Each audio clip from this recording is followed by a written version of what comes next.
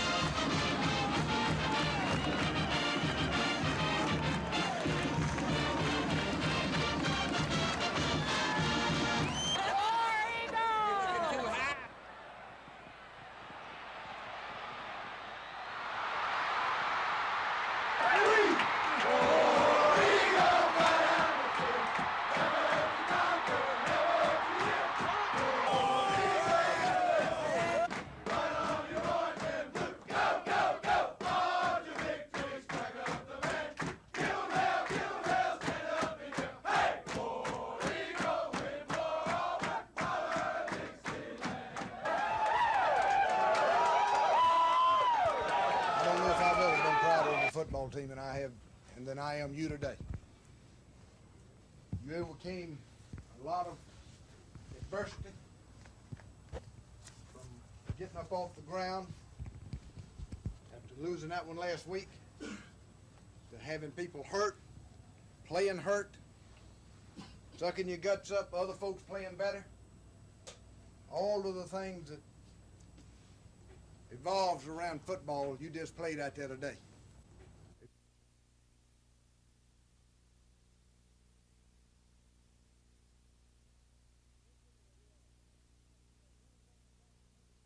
We figure that we'll, move up and back to make them check off to the quick stuff in the fade. And, just try to use quickness and speed to recover and just tip the ball. Hopefully I tried to intercept it, but couldn't get to it. We made a lot of good plays out there. We still got a lot that we can work on, but it's nothing that we can't correct in practice. Picked it up a little bit, and we got to him a little bit in the second half. Get going. You almost went in the record book as scoring 2 points, but not quite. That's what I heard. Not quite. Scored just before and that's what I was told on the sideline. Well, it's nice to be an asterisk anyway. It is. It's nice to get those 2 points. Well, I just started dodging everybody because, I'm looking up at everybody like this, and it just hole opened up and it got a few blocks, and that was it. This is really the first game where you played in the heat of battle, right? Yes, sir. How'd you feel? Feels good. Had a couple of catches? Yes, sir. They were giving you all that out, and Randy was getting it on the money. Huh? Yes, sir. They gave it to us all afternoon, so we took advantage of it. It was a little tough at first. We were just a little confused, I think, but it came on there toward the end of the first quarter, and then we got it rolling, and they just couldn't stop us. All that being blown away business and everything helped you, made you get ready this week? I think it did. Everybody was real, just downright mad before the game started because of some things that had been said, and we felt like we'd let ourselves down, let our teammates down, our fans, and I hate that we lost last week, but it helped us get ready for this game. Is this the confidence builder the defense needs? Oh, yes, sir. Oh, yes, sir. They've got the same kind of team next week. They're going to throw probably more than Tennessee. Oh, yes. We'll be ready, though, I hope. My responsibility is the outcut, and I saw that there was no one in the outcut, and I saw this guy running deep, so I just ran with him, and he threw it to him, and I got lucky. Yeah. I'll take it any day. On the ball? Sure is. I didn't know what to do with it. David had a good day. Jimmy did, too, and I came in behind Jimmy, and I think I played pretty good, and had a lot of fun today.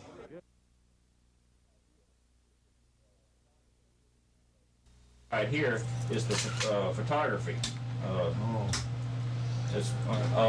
that we can fire in between blinks or family members. It's a viewer tube that goes on here. Other times it takes in the range of still photos, slide pictures like you saw presented in the conference room. But hopefully, if we line it too close, or else you block out the illumination. Yeah. You're a nice surgeon anyhow, aren't you, Joe? These students came to Montgomery for National Black College Day. They represent what Tuskegee Mayor Johnny Ford calls the Magnificent Seven, referring to the 7 black colleges and universities in Alabama. The students rallied first at the Alabama State Stadium. About 500 students began to march to the state capitol. Troopers estimate that by the time the students reached the capitol, the crowd numbered more than 1,200. Mayor Ford said the marchers were there to send a message to Governor Wallace and President Reagan, a message of dissatisfaction. We will not be satisfied until the black colleges in this state receive their fair share of state resources. These students say they're worried that their colleges might be taken away from them. They say that the threat to black colleges and universities in Alabama and nationwide is a real one. The vice president of Alabama State Student Government Association says the threat is a lack of state funding. As a matter of fact, I think our posture from the state, the monies that they give us, I think there has been an increase of maybe less than 4% over the past 6 to 7 years. So it's impossible for an institution to survive on last year's finances when you're living in this year's world. Lois Russell, WSFA TV News.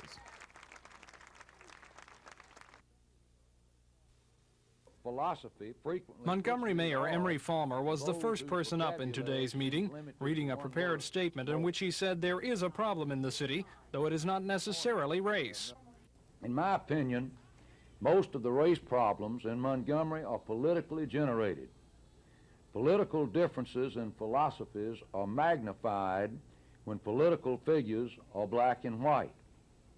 What then are political differences appear to be race issues. The mayor says those political problems have created friction between the police and the community. There is some mistrust of the Montgomery Police Department and the black community. Even though a majority of calls for service originate in the black community, there are those who regard police as the enemy. This is not good, and whether this perception is real or imagined, it must be corrected. The mayor was followed by a city council member and police chief Charles Swindle, who backed up the mayor's call for a solution. I recognize, and the majority of the police department recognizes, and as you, members of this commission, has stated, if there's a perception of problems, there is a problem. While most of the people who spoke to the committee this morning stressed what the police department has done and is doing to improve community relations, that may change this afternoon. The committee is supposed to hear from some people who have complained about the police department, as well as some city councilmen who have often been at odds with the mayor. Tom Foreman, WSFA TV News. The all-day meeting on police community affairs drew comments from many government, business, and community leaders, among them Mayor Emery Falmer. In my opinion, most of the race problems in Montgomery are politically generated. Political differences in philosophies are magnified when political figures are black and white. What then are political differences appear to be race issues. Police Chief Charles Swindle said whatever the cause of the problem, something must be done. I recognize, and the majority of the police department recognizes, and as you, members of this commission, has stated, if there's a perception of problems, there is a problem. But while Chief Swindle stressed what he says is being done to solve the problems, others, like Attorney Vanzetta Durant, painted a different picture. There is a chilling atmosphere at the police department about filing complaints. Certainly the perception by the overwhelming majority, as I know it, of the lower income black community is that of fear and intimidation.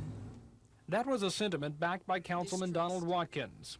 And if the attitude at the top is no matter what you do, I'm going to be with you and I will back you and defend you until somebody proves you wrong later on, then the men in the street also have that attitude. I'm going to do whatever I think is appropriate and I can get away with, unless you can hem me up in a corner in court or hem me up in some investigation by an administrative body. Through all the back and forth arguments about just how things are in the city, there emerged a few suggestions as to what can be done to improve the situation. Ideas like reviewing police job promotion procedures and building greater friendships between officers and the neighborhoods they patrol. But for now, those are just ideas. The advisory committee will probably not make a report of all its findings and suggestions until sometime around the first of the year. Tom Foreman, WSFA TV News.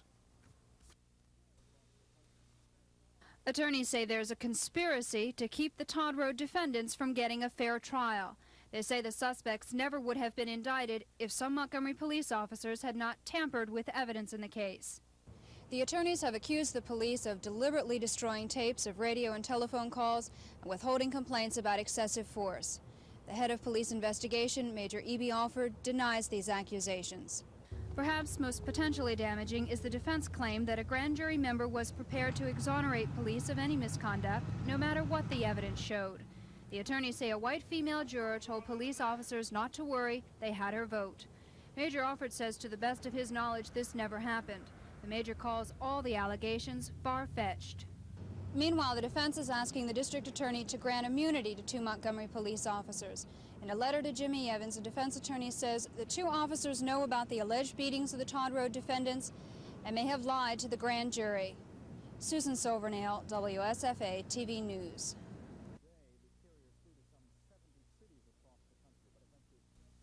Understand, Mike, there's absolutely no residency requirement other than you being physically there before the deputy. However you want to count, Margaret.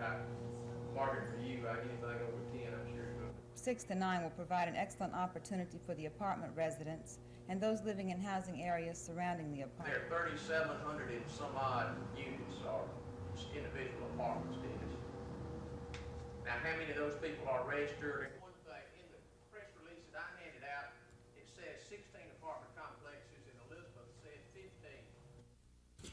Mr. Lumpkin, I had a very fine conversation with the mayor and the city clerk regarding the incident that you reported just a few days ago. The mayor's assured me that he's going to request an advisory opinion from the Attorney General on the legal implications of the use of the City Hall as a bus terminal. Ms. Jackson has terminated her employment with them. The janitor will no longer serve as a luggage handler.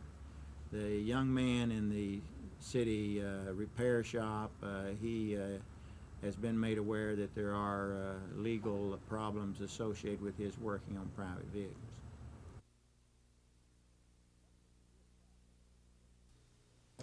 The controversy drew a crowd reminiscent of those attending the legislative debate on the Constitution. Supporters and opponents helped to almost fill the small courtroom.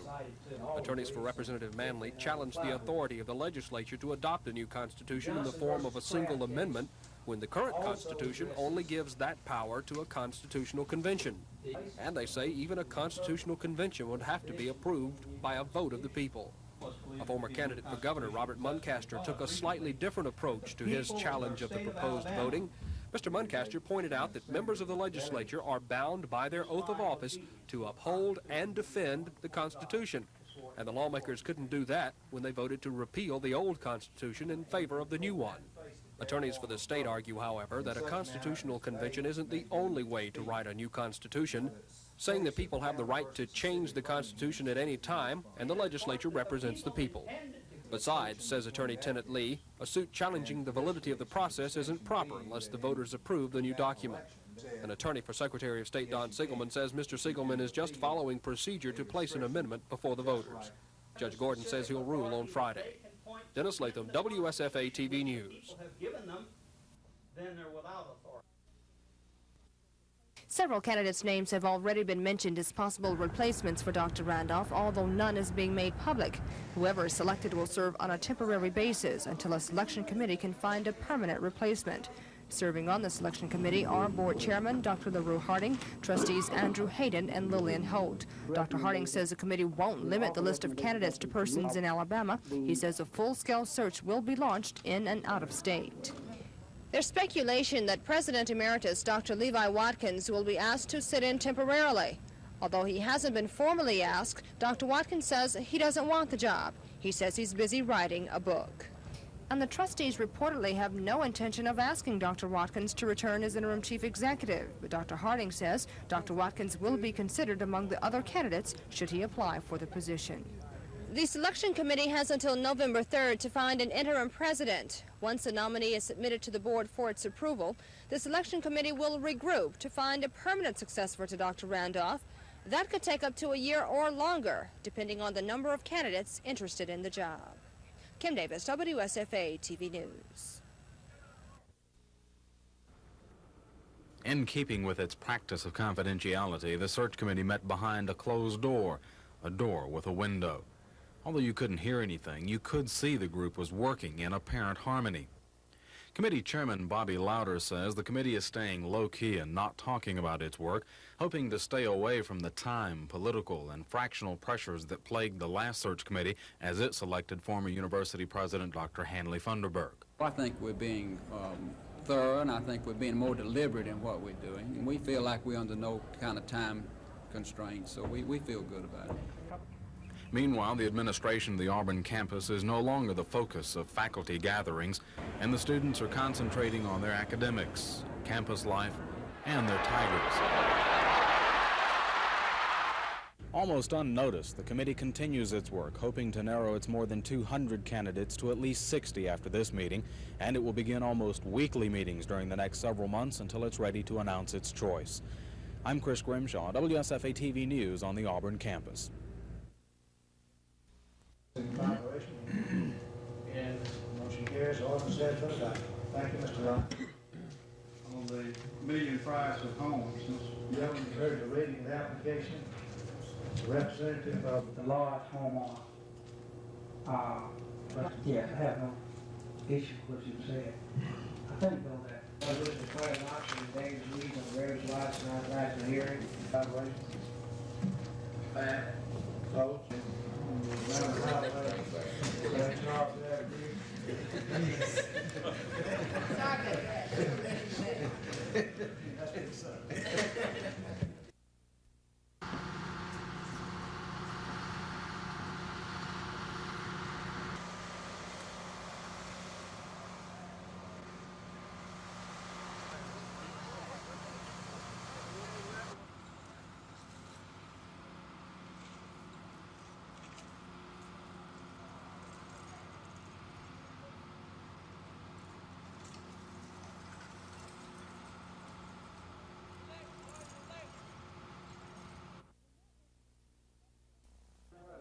When that resolution comes up for a House vote later this week, unless there are changes, two congressmen who say they won't be voting in favor of it are Congressman Nichols and Dickinson. But both admit the trip and their meetings have convinced them that pulling American troops out altogether could have some very dire consequences.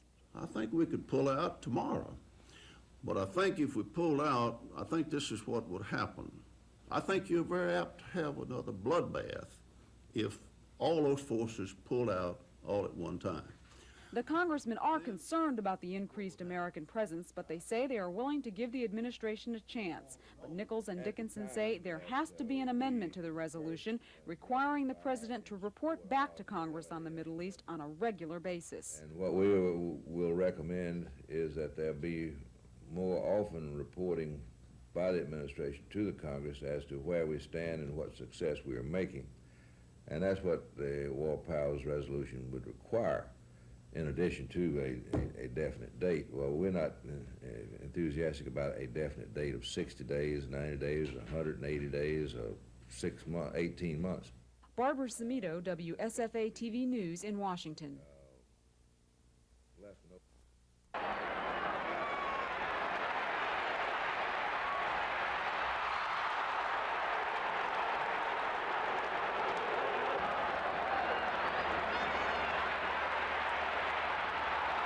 I think it's going to be the same things last week, but it'll be more of mix-up, sprint out passes and drop back passes.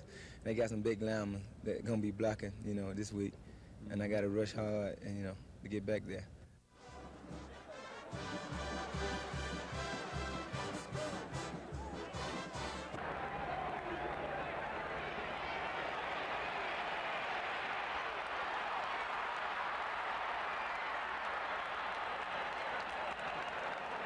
we're still a long ways away from being as good as we can be. We're still making some mistakes in the kicking game. We're making some mistakes on defense. We're still playing a lot of young people, Phil. And but the real progress that was made of the Tennessee week was not in the area of execution and X's and O's and schemes and youth. It was the coming together and the oneness that was stimulated during the course of the week of preparation for the Tennessee game, and then, of course, it was displayed on the field against Tennessee Saturday afternoon. The situation in Korea is volatile. That's what General Singlaub believes, and that played a part in ending his military career. In 1977, he was quoted as saying he was against the president's plans to withdraw U.S. troops from Korea. Although the information came from an off-the-record briefing to a reporter, the general refused to save his career by saying he was misquoted. I was told by the Secretary of Defense that things would go easier on me when I got before the president if I would tell the president that I had been misquoted by the reporter. But I told him that he obviously didn't understand because I was very accurately quoted, and I believed what I said about the consequences of withdrawal. General Singlaub says North Korea has been massing troops at the front line positions in preparation for a possible invasion. Pointing to the powder keg theory in the country, General Singlaub says U.S. troops were prepared to go to war in 1976 when 2 Army officers were killed by hatchet-wielding North Korean troops. The soldiers were killed as they began to trim branches from a tree on the South Korean side of the DMZ. The general says confrontations like that were planned by the North Koreans in hopes of turning world opinion against a U.S. presence in Korea. He says without U.S. troops, it could be 1950 all over again.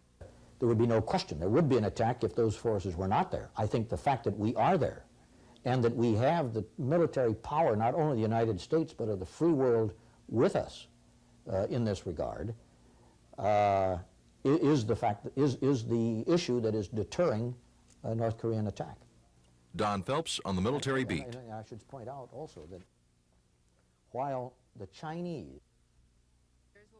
Mrs. Leitner praised Governor Wallace and the Alabama legislature for passing tougher drunk driving laws during the last legislative session. Acting Mental Health Commissioner Ken Wallace says the stricter laws have already been effective. He says DUI arrests have dropped more than 15% since the new laws went into effect. Mrs. Leitner says Alabama leaders have taken an important step toward solving the state's drunk driving problem, but she says there's still more work to be done. The Alabama drinking age is 19 years. Studies in Michigan, Illinois, and across the nation have proven conclusively that raising the drinking age saves lives. A recent study by professors at the University of Chicago estimated that 731 lives could be saved if all states had a drinking age of 21. Currently, 28 states have a drinking age of 21. Alabama needs to join this list. Mrs. Leitner is also urging Alabama MAD members to encourage the legislature to pass a law providing for a victim indemnity fund for victims of drunk driving. She says only 6 states in the country have such a law. Mrs. Leitner says there are other laws the state could pass to combat drunk driving, but she says the ultimate weapon is for individuals to change their attitudes. Lois Russell, WSFA TV News.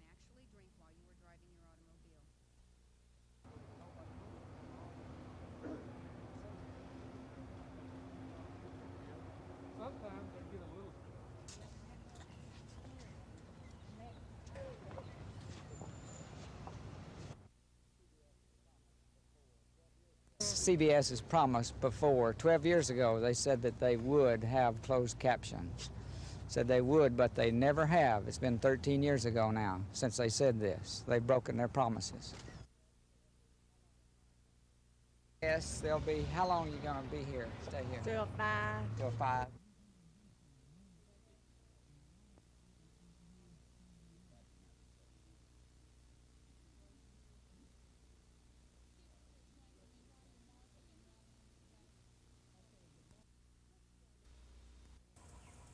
Just beyond the warning sign, about 5 miles down Lum Road. The bridge is out. It's been out about a week. The old bridge fell under the wheels of heavy log trucks.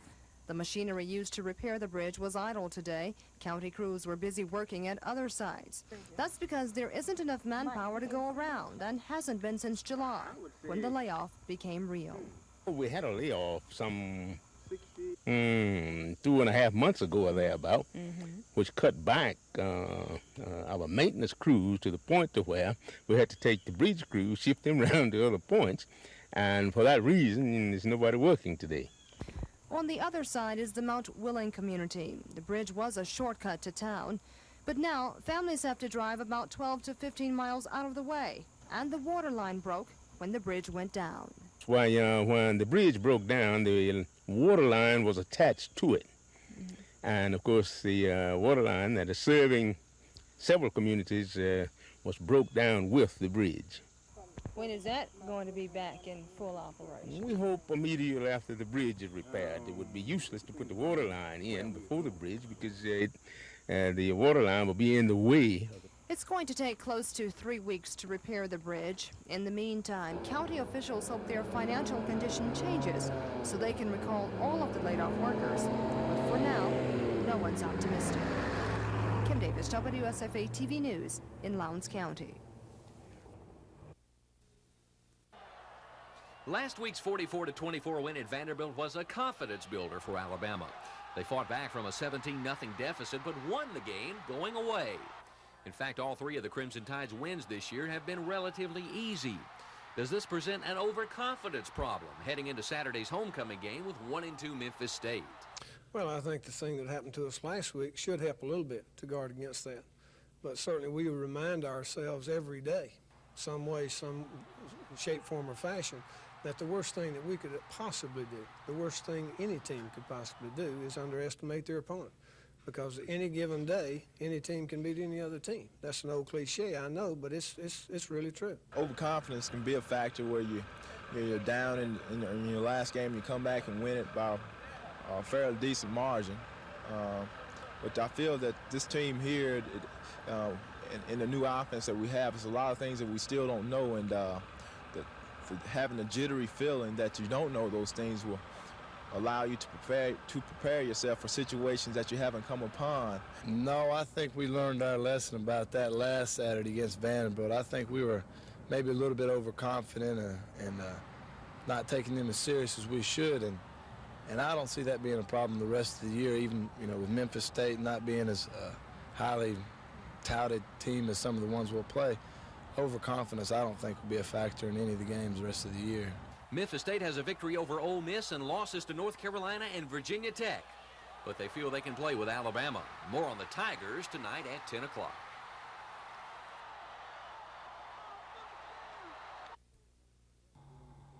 Perkins told a gathering of press in Tuscaloosa this morning that Memphis State will present his team with some problems, particularly with their defensive alignments. They're lining up in an 8-man front. It's the first time that we've encountered going against an 8-man front. So in our preparation, we're having to change up somewhat our blocking schemes for the running game and also our pickup protection for the passing game.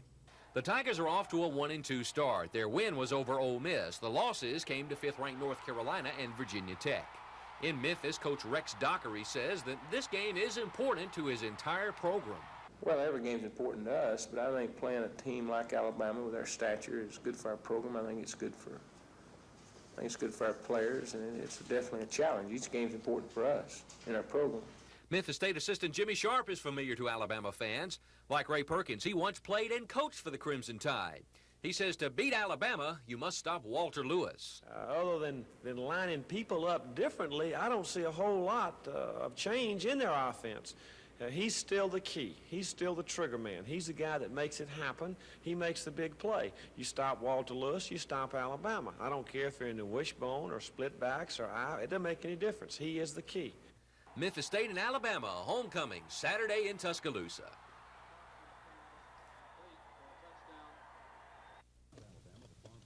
Nothing concrete yet, but Commissioner McDonald says he expects the federal government to lend a hand to these farmers who've been hurt by the drought. But he says he doesn't want to mislead anyone about the amount or form of the aid. There will be no major grants to help us with this problem. There's nothing imminent that would bail agriculture out of its trouble. We're simply trying to find what aid we can for the situation. The commissioner says those who qualify for the aid will be helped to an extent, but it won't solve all the problems. Some, things look pretty desperate, and it may require, a realignment of their farming operation, and tragically there may be a few who will not be able to continue in farming. Commissioner McDonald is almost becoming a familiar face in Washington, D.C. circles these days. But every time he's been to Washington, he's asked for help for Alabama's farmers. And he says it looks like the federal help is coming in. But he says it won't be overnight. And he says for farmers to get back on their feet again, it's going to take a little more than what the federal government has to give. Gina Gregory, WSFA TV News at Danley Field. There are about 500 farmers in District 53, that's Chilton and Shelby counties. But Representative Smith says the drought is only one problem facing his constituents. He says most of the farmers in his district are near retirement age, and younger men are hesitant to follow in their father's footsteps because of the expense. And this past growing season is one Chilton and Shelby County farmers will long remember as one of great expense and loss. Well, they're facing going out of business. That's really what it amounts to, and we've got to try to keep our farmers in business. And they need some long-term loans, some low-interest loans, things of this nature that the federal government can do and has got to do to help them survive and continue in the farming business. Representative Smith says his trip to Washington was productive. He says it served to reiterate to the feds how important the federal aid is to Alabama farmers and how without it, the farmers in this state may become a dying breed. Gina Gregory, WSFA TV News at Danley Field. Top of the second inning, no score in the game. The Braves' Jerry Royster sends a base hit into right field. Terry Poole up with the ball. Here comes Rafael Ramirez. Throw to the plate. Not in time. 1-0 Atlanta Braves on top. To the top of the fifth, we're tied at 1. Atlanta pitcher Pascual Perez. A little blooper. Bill Doran can't make the catch. Perez with 2 hits to help his own cause. Later in the fifth, Glenn Hubbard will send a fly ball into center field. The man on third is the pitcher, Pascual Perez. Jerry Mumphrey makes the catch. Perez tags and scores, beating the throw to the plate. It was 2-1, the Braves on top. Perez pitched a fine 4-hitter tonight. Makes a nice play here on Phil Garner to conclude the game as the Atlanta Braves down the Houston Astros 3-1. I'm George Michael for NBC News.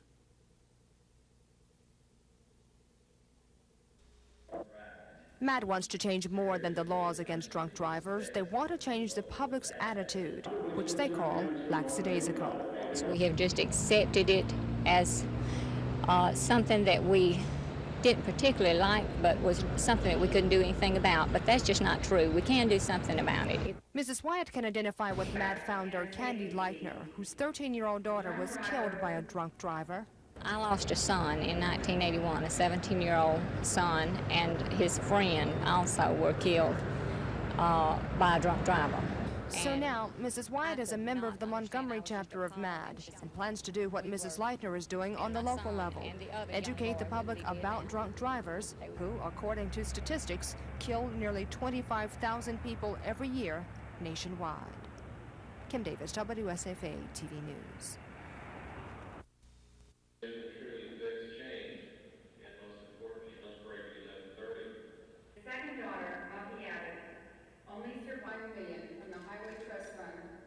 Support each other and get in behind these groups. We need community groups, workshops. We're just trying to get out the community participation and awareness on the drunk driving problem. We also want to formulate victim support groups. We're working with victims at the present time on an individual basis, but we want to form a group that can help them through their grief and their court trials and things of this nature that they don't understand.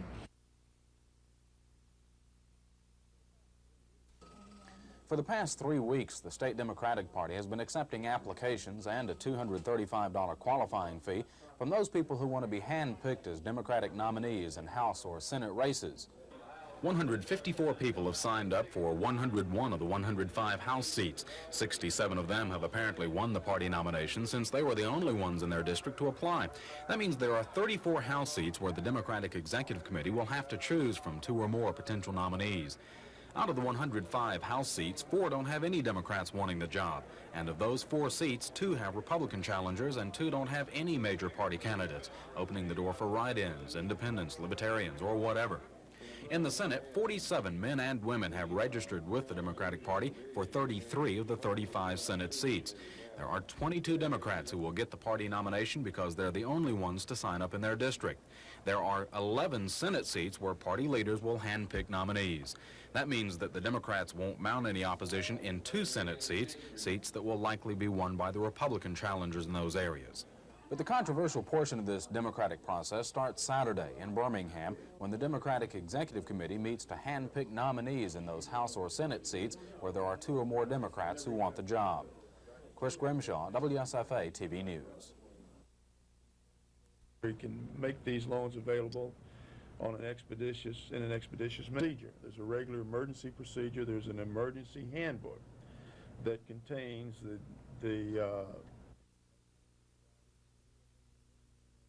we are making every attempt to expedite the process that we're going to. We know that people are concerned about it, and it's preying on their minds, and that we'd like to have the sooner people know where they stand, then the better. They all feel better about it, and they'll get back to their business. So that's what we would like to do, and I'm sure that's what the administration is attempting to do. Farmer. That's not so. That's just absolutely not true. Any local state officials on it. We are making every attempt to expedite the process that we're going to. We know that people are concerned about it, and it's preying on their minds, and that we'd like to have the sooner people know where they stand, then the better. They all feel better about it, and they'll get back to their business. So that's what we would like to do, and I'm sure that's what the administration is attempting to do.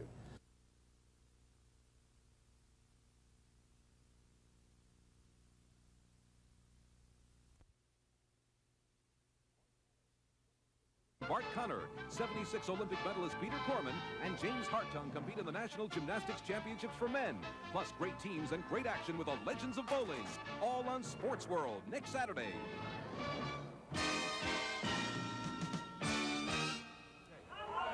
What camera are we using? What camera, Mark? That camera? What camera? What camera? All right, we are back in Pretoria as we await the decision of this WBA heavyweight championship fight between John Tate and Hitting Garcia. Let's go to the ring. The new heavyweight champion of the world, John Tate.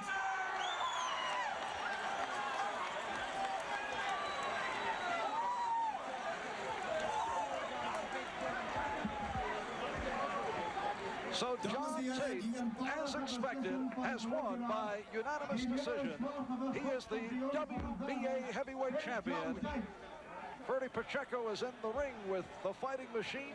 John Tate, the $30,000 WBA championship belt being presented to Tate. So John Tate has come to South Africa and defeated Hitting Garcia in a 15-round unanimous decision.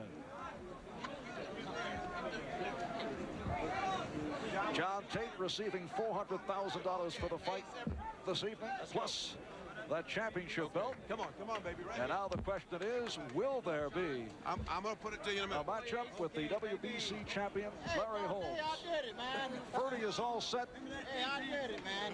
With John Tate, let's go to Ferdy. Here we are with a new heavyweight champion of the world. How does it feel, Big John? It feels good. First, I like to say one thing. I like to thank to all my hillbillies, Don Marshall, Ace Miller, and Judge Hill. And I like to tell to all the people in Knoxville and all the people in Arkansas, my mom, my grandmama, everybody.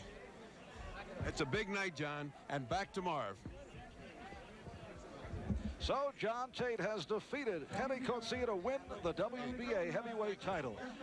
As to the social implication of this fight, well, it's far too early to tell. Yes, as we mentioned, the stadium was integrated. Was it a first step in breaking down apartheid in sports, or was it propaganda, strictly cosmetic? NBC Sports World will be back here in South Africa in short time to focus on these questions. Marv Albert with Ferdy Pacheco saying good night. For travel to Eastern Europe, think Lufthansa. My airline flies to Moscow, Warsaw, Prague, Budapest, Zagreb, Belgrade, Bucharest, and Sofia. Taste, we've got taste. Come to a Sheraton showplace. Autograph for just before or after a game, just outside the ballpark. Have something suitable to write on, like a yearbook, and a pen ready that works. And most important of all, be polite. A please and a thank you works wonders. Thank you. An autograph can be fun for you and the players. Baseball fever. Catch it. The preceding announcement was furnished by Major League Baseball.